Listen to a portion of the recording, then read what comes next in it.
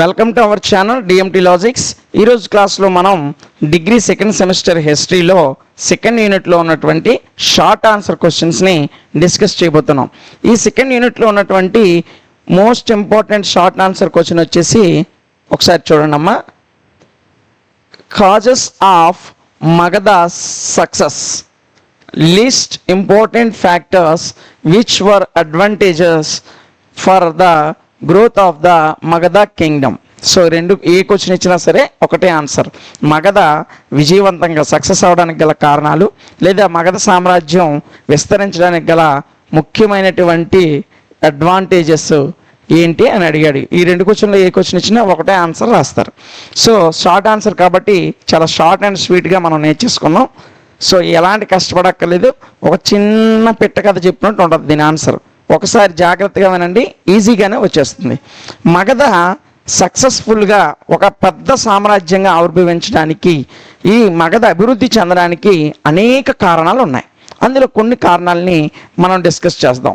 మొట్టమొదటిగా మగధ అంత శక్తివంతమైనటువంటి రాజ్యంగా ఏర్పడడానికి కారణం దీని మొదటి పాలకుడైనటువంటి బింబిసారుడు, అదేవిధంగా ఈయన కుమారుడైనటువంటి అజాతశత్రువు, అదేవిధంగా నందవంశానికి చెందినటువంటి మహాపద్మనందుడు వీళ్ళు ముగ్గురు కూడా ఒక శక్తివంతమైనటువంటి నాయకత్వాన్ని కలిగి ఉన్నారు. సో మగధని ప్రభావవంతంగా ఒక శక్తివంతమైన రాజ్యంగా తీర్చిదిద్దడంలో వీరి నాయకత్వం ఎంతగానో ఉపయోగపడింది.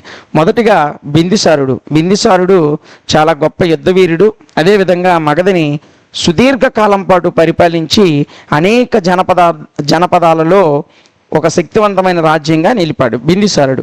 ఈయన చంపేసి ఆయన కుమారుడు అజాతశత్రువు రాజు అయ్యాడు. అజాతశత్రువు కూడా మగధ సామ్రాజ్యాన్ని ఒక శక్తివంతమైన రాజ్యంగా తీర్చిదిద్దాడు. వీరిద్దరి కంటే ఇంకా గొప్పవాడు మహాపద్మనందుడు. ఈ మహాపద్మనందుడు కాలంలోనే మగధ సామ్రాజ్యం వాయువ్యం నుంచి ఒడిస్సా వరకు విస్తరించింది. వీళ్ళ ముగ్గురు గొప్ప నాయకత్వం వల్ల వీళ్ళు ఒక గొప్ప లీడర్స్. అందువల్లనే మగధ సామ్రాజ్యం అనేది ఒక గొప్ప సామ్రాజ్యంగా విస్తరించింది. ఇది మొదటి కారణం. మగధకి బలమైన నాయకత్వం ఉంది. ఇది మొదటి పాయింట్. ఇక దీని మొదటి రాజధాని అయినటువంటి గిరివ్రజ, ఈ గిరివ్రజని మనం రాజగృహ అని పిలుస్తాం. సో దీని మొదటి రాజధాని అయినటువంటి గిరివ్రజ. దీన్ని ఎందుకు గిరివ్రజ అని పిలుస్తారంటే ఇది 5 కొండల మధ్య ప్రాంతం. అంటే 5 కొండలతో చుట్టూ 5 కొండలు ఉంటాయి. ఆ మధ్యలో ఈ రాజధాని నగరం ఉంటుంది.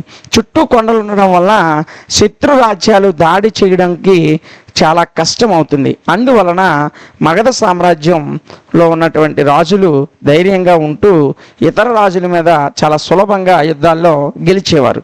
సో ఇది కూడా, ఈ రాజధాని నగరం కూడా మగధ సామ్రాజ్యం డెవలప్ అవడానికి ఒక కారణం.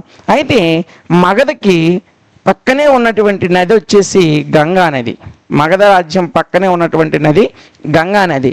ఈ గంగా నది మగధ సామ్రాజ్యం పక్కనే ఉండడం వల్ల మగధ సామ్రాజ్యం డెవలప్ అవడానికి ఒక కారణంగా నిలిచింది. అయితే ఏంటి సార్ నది వల్ల ఏ విధంగా డెవలప్ అవుతుందంటే, నదిల పక్కనే ఉన్నటువంటి భూములన్నీ కూడా సారవంతంగా ఉంటాయి. దానివల్ల వ్యవసాయదారులు ఎక్కువగా పంటలు పండించేవారు. ఆ పంటల్లో 1/6 వంతు ఈ రాజులకి పన్నుగా, అంటే భూమి పన్ను అంటాం కదా, శిస్తు కట్టే విధానం, ఆ పన్నుగా 1/6 వంతు, అంటే వాళ్ళు పండించిన పంటలో 6 భాగాలను చేసి ఒక భాగాన్ని రాజుకి పన్నుగా ఇచ్చేవారు. దానివల్ల ఆర్థికంగా మగధ సామ్రాజ్యం బలపడింది. అదేవిధంగా ఈ గంగా నది ఉండడం వల్ల సైనికుల్ని నది వెంబడి ఒక ప్రాంతం నుంచి ఇంకొక ప్రాంతానికి ప్రయాణించడానికి ఈ నది ఉపయోగపడింది. అదేవిధంగా సరుకులు రవాణాకు, విదేశీయులతో వ్యాపారానికి ఈ గంగా నది అనేది ఉపయోగకరంగా ఉండడం వల్ల మగధ సామ్రాజ్యం శక్తివంతమైనటువంటి రాజ్యంగా ఆవిర్భవించింది.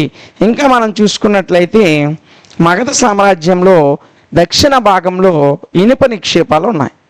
ఏ నిక్షేపాలు? ఇనుము. ఈ దక్షిణ భాగంలో ఇనుము నిక్షేపాలు ఉండడం వల్ల ఈ ఇనుముతోటి అధునాతనమైనటువంటి ఒక మోడర్న్ వెపన్స్, అంటే అధునాతన యుద్ధ ఆయుధాలని తయారు చేసుకొని ఇతర రాజ్యాలని మగధ రాజులు చాలా సులువుగానే ఓడించేవారు. మగధకి దక్షిణ భాగంలో ఉన్నటువంటి ఈ ఇనుము నిక్షేపాల వల్ల మగధ ఆర్థికంగా పాటు సైనిక పరంగా కూడా శక్తివంతమైనటువంటి రాజ్యంగా అభివృద్ధి చెందింది. అయితే ఈ మగధ సామ్రాజ్యంలో మరొక ముఖ్యమైన విషయం ఏంటంటే మగధలో సహజ వనరులు చాలా ఎక్కువగా లభ్యమయ్యేవి. అంటే సహజ వనరులైనటువంటి గాలి, నీరు, అదేవిధంగా మిగతా ప్రాంతాల్లో గాలి, నీరు ఉంటాయి. అంటే క్రూడ్ ఆయిల్ కానీ, సహజ గ్యాస్, బయోగ్యాస్ కానీ ఇలాంటి సహజ వనరులు చాలా సులభంగా లభ్యమయ్యేవి. దీని వలన వీళ్ళు ఆర్థికంగా డెవలప్ అవడంతో పాటు ఇతర చుట్టుపక్కల ఉన్నటువంటి మహాజనపదాలతో పోలిస్తే శక్తివంతమైనటువంటి రాజ్యంగా వీళ్ళు అభివృద్ధి చెందడానికి ఈ సహజ వనరులు కూడా ఒక రకమైనటువంటి కారణం అయ్యాయి. ఇంకా ముఖ్యంగా చెప్పుకోవాలంటే ఈ మగధ సామ్రాజ్యంలో ఎక్కువ భాగం అటవీ ప్రాంతం. సో ఈ అటవీ ప్రాంతం వల్ల అటవీల నుండి ఏనుగుల్ని పట్టుకొని వచ్చి వాటికి యుద్ధాల్లో శిక్షణ ఇచ్చేవారు. యుద్ధాల్లో శిక్షణ ఇవ్వడం వల్ల ఆ ఏనుగులు యుద్ధాల్లో చాలా ఎక్కువగా పోరాడి ఈ రాజులకి చాలా సులభంగానే విజయాన్ని అందించేవి. అడవులు ఉండడం వల్ల ఏనుగుల్ని, గుర్రాల్ని తీసుకొని వచ్చి యుద్ధాల్లో వాడుకునేవారు ఈ మగధ సామ్రాజ్యానికి చెందినటువంటి రాజులు.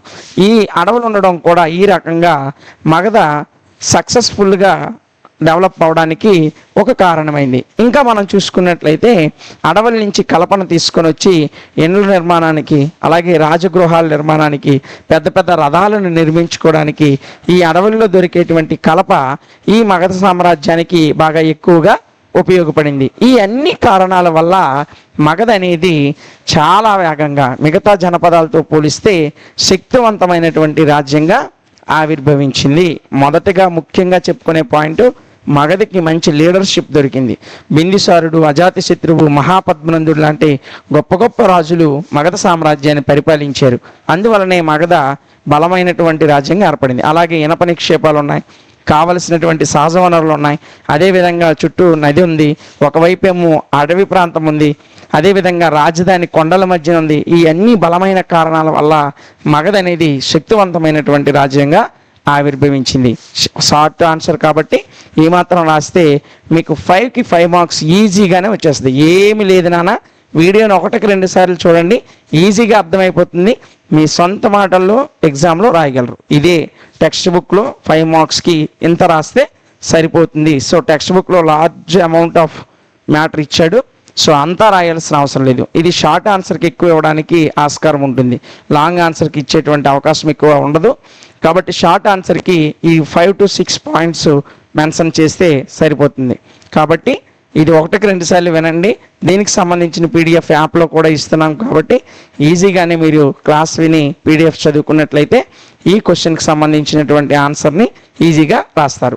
ఇలాంటి వీడియోస్ కొరకు మన ఛానల్ని లైక్ చేయండి, అదేవిధంగా మీ ఫ్రెండ్స్కి మన ఛానల్ని షేర్ చేయండి, ఈ వీడియోస్ని షేర్ చేయండి. ఇది వారికి కూడా ఉపయోగకరంగా ఉంటుంది.